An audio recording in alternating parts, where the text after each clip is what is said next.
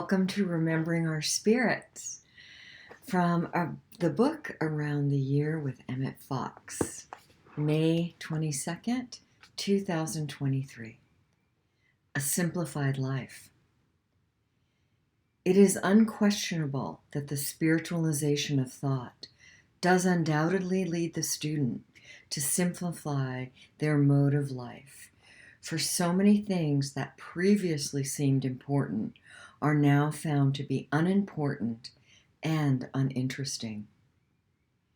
It is unquestionable, too, that they gradually find themselves meeting different people, reading different books, spending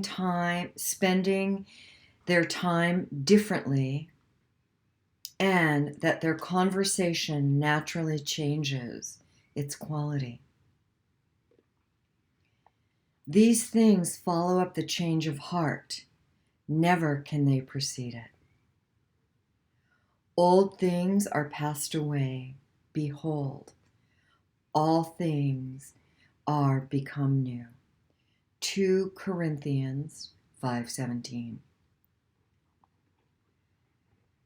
Now we see how vain is the foolish attempt to cultivate the good opinion of other people under the impression that such a thing can keep of any real advantage to us. Jesus has exposed the kind of fallacy once and for all. He says that the applause that follows upon outer acts is the only reward outer acts ever bring,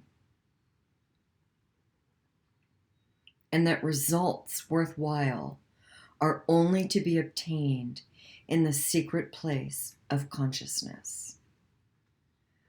Pray to your Father which is in secret, and your Father which sees in secret shall reward you openly. Matthew 6:6. Remember, on May 19th, in the book Around the Year with Emmett Fox, they spoke about the secret place, and that secret place is our own mind. Our mind.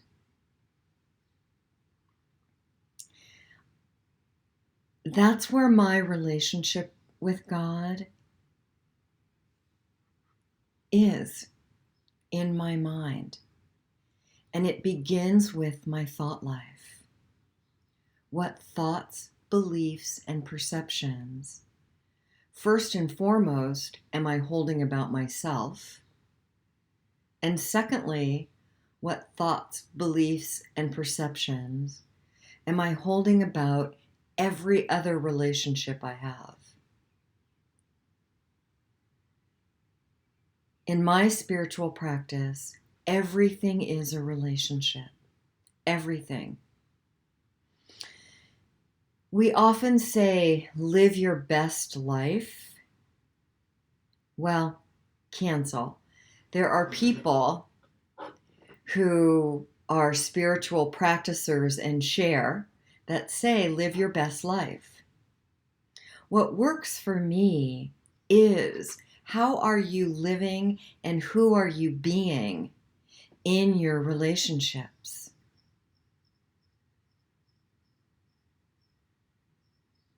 Be the living expression of love in all of your relationships, beginning with the one that you're having with yourself. For many decades, prior to my near-death experience in 1993, the most important thing to me was the opinion of others. I sought external validation all the time. I had no internal validation.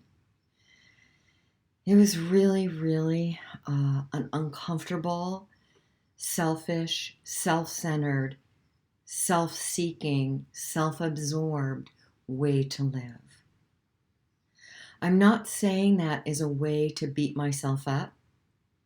I'm speaking that as a way to own that truth, that that's truly how I was living and who I was being in the world.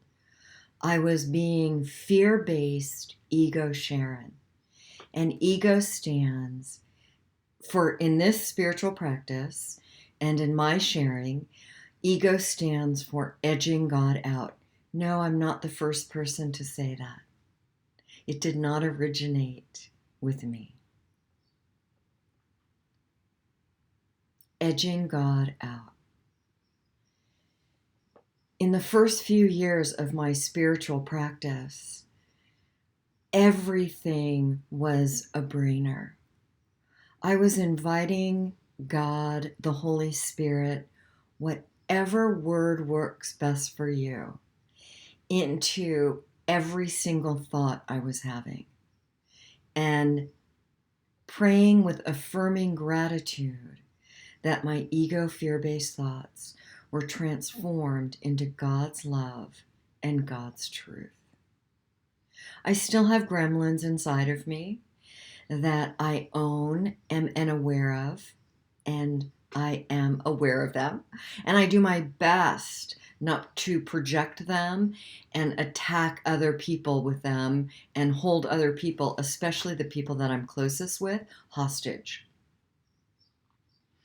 I held people hostage with my fears, wanting them to validate me and to fill up the empty inside of me. However, the empty inside of me was a well with a hole at the bottom of it. So no matter how much attention, love, anything people poured into me, it was constantly being emptied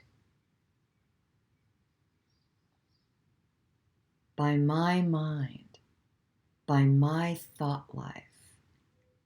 I was the emptier of my empty.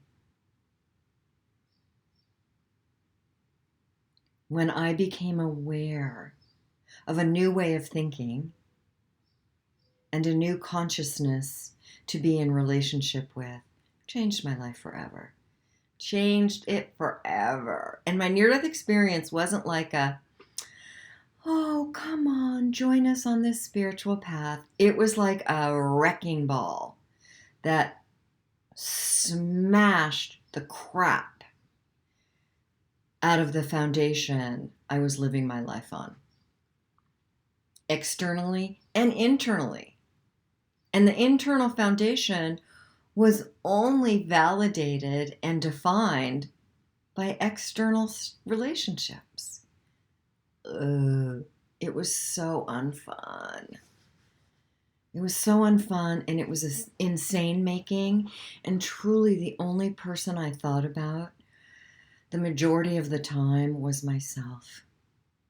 I'm so grateful I get to live a life today, and I get to be the woman today that I was meant to be. A dear, dear man in Las Vegas named Mac. Hi, Mac. If you ever see this, I'm so grateful for you. Will say how grateful he is that he got to become the man that almost wasn't. He got to become the man he was meant to be.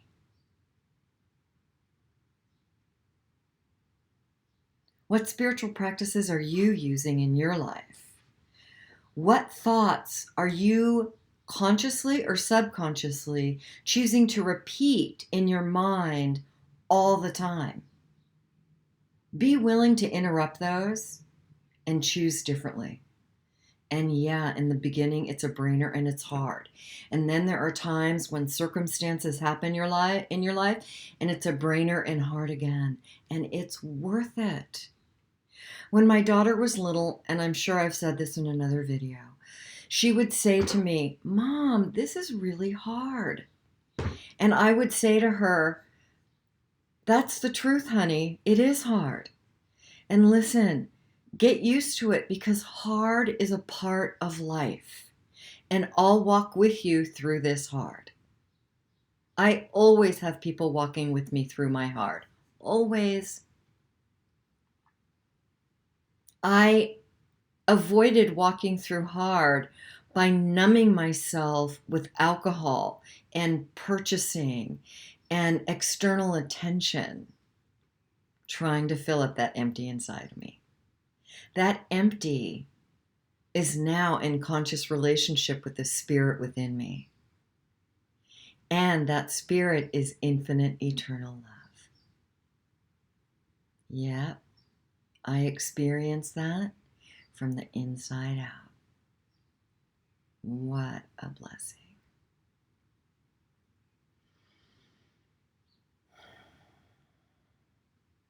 Where are you allowing yourself to be defined and validated from external relationships? And where is the opportunity for you to join in relationship with all the parts of yourself and all of your thoughts and beliefs and perceptions? You're worth it. I'm worth it. We're worth it. Remember, take the best for you and leave the rest. Have a blessed day.